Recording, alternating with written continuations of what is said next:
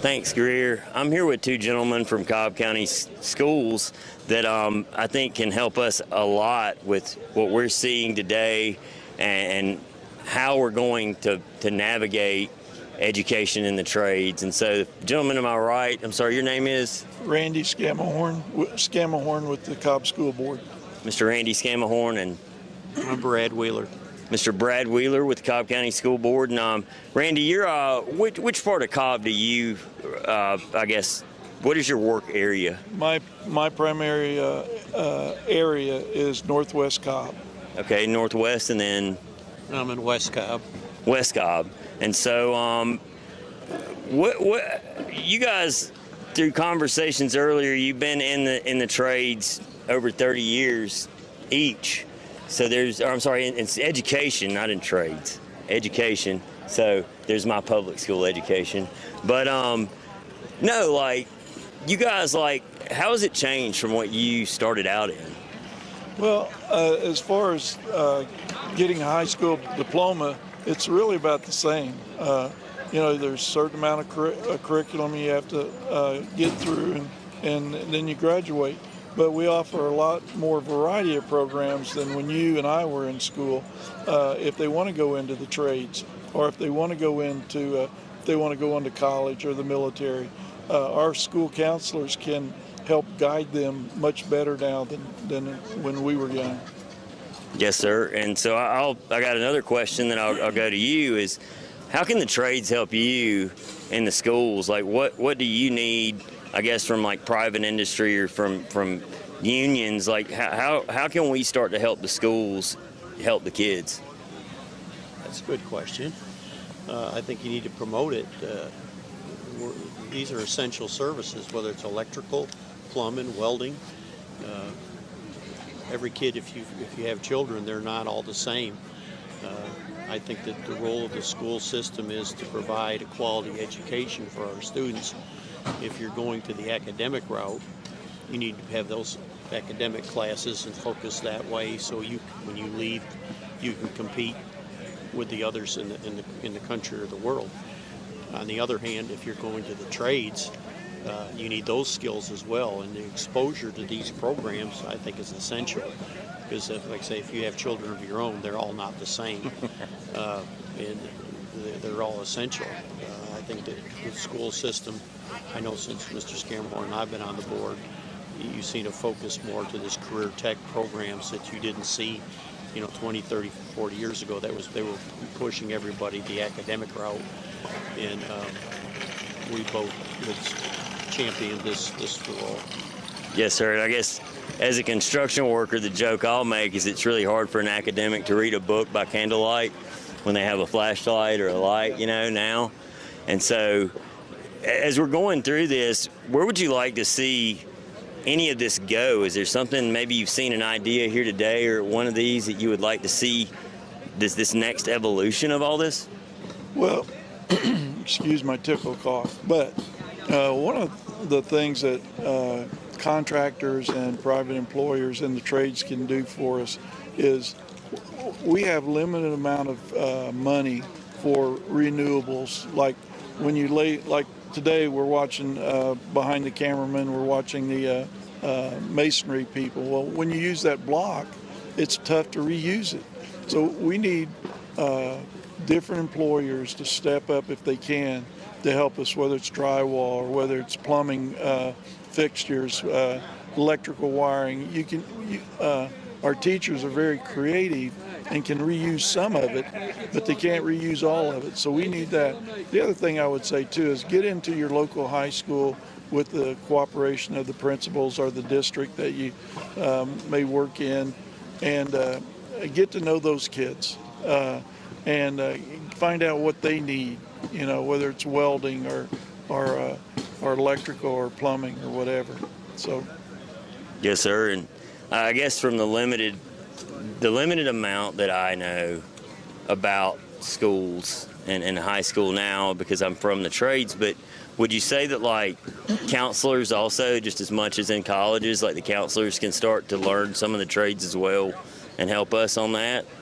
I think that'd be beneficial. The trades need to work with the counselors to expose them to the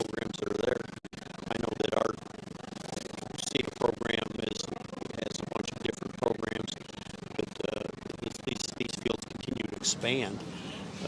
Like I say, being here today, when the building are out here or over there, you see a broad variety of trades, and like I say, it's not just one thing. So you expose the kids, they can guide them possibly to something that would be beneficial to them. Like when the kids, have any of the kids said anything to you guys that maybe give you value? Like when you're talking to a kid about what they're doing and you're like, wow, like this is what we should have been doing. Like this is the right thing. Can I have that one? Oh, yes, sir. Jump in on that? No, sure. We spoke with two of the COPSETA kids here today. Yes, sir. The two young ladies. I think one was in welding or HVAC or something. They love it. There you go. I mean, that maybe that's something that they'll make a career of. I think it's wonderful.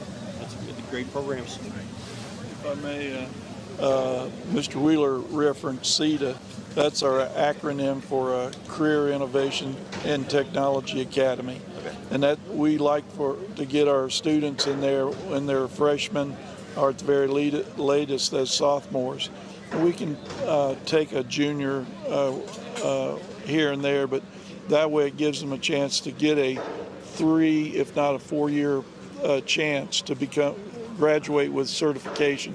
And our teachers, and I'm sure most of the others, are certified in certain areas where they're ready to take that certifying test when they get out, depending on the age, and what they want to do. But certainly, and simulators are good. I know your trailer has a couple of very good excavator simulators that are actually like an airplane simulator.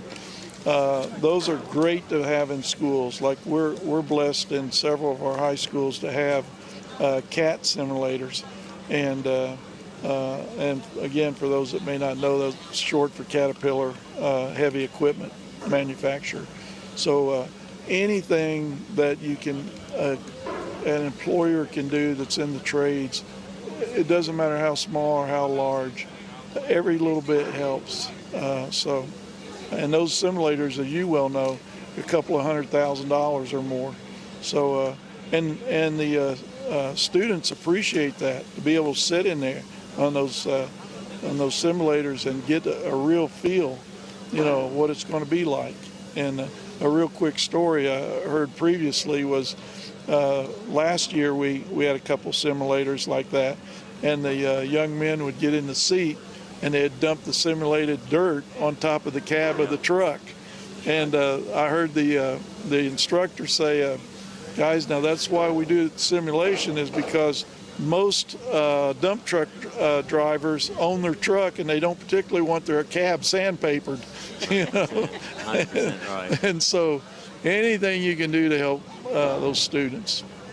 Yeah, those, I would say, a lot of people call those video games, and they say it's a video game, and the response that I have back is like, well, actually, no, it's it's a physics lab. Yeah. Honestly, is because they use the same metric, physics, and data on those that they use on a real machine. So you can go and start talk about efficiency.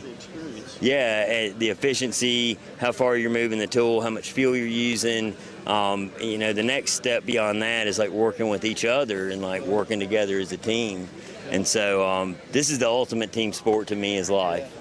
I think our crew's wanting us to wrap up. Well, actually, I was told that means keep going. Really? Well, I was actually told earlier because I did cut it short like that. Okay. So, but I will tell you, I got a question. So, and I'm winging this, gentlemen. I got to tell you, I make jokes about where I came from in school and what I did, but growing up in life and I guess the world of hard knocks, it teaches you how to at least think fast and think and keep moving. So I'll give that back to the trades. The trades taught me that. But the question I have is how can we get more parents behind these kids out here doing this? Would either one of you guys want to take that? Is what'll get parents behind their kids?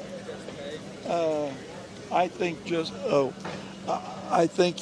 again, counselors and teachers assessing where students are in life, whether they're in the 9th grade or the 11th grade, and has anybody helped them try to find what they may like, And that's one of the things we do at our academies and our programs is a student may start in HVAC and find out they don't really have the aptitude. They may have the motivation, but yet they see their classmate in electricity and they want to go there. So we don't encourage jumping around, but 1 or 2 changes so that the student can find what he or she really likes.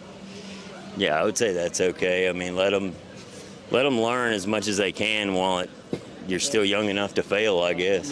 How many young people actually know what they want to do with their life and are sure of it? I've seen it in mine. You go to college, they switch majors.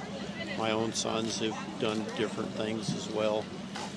Like I say, I think the key is to exposure and find something that you enjoy doing, that you can contribute and do a good job in. There you go. Yes, sir. Well, I think that's very wise, and I appreciate both of your honesty and taking the time to sit down and talk with me about this. I would say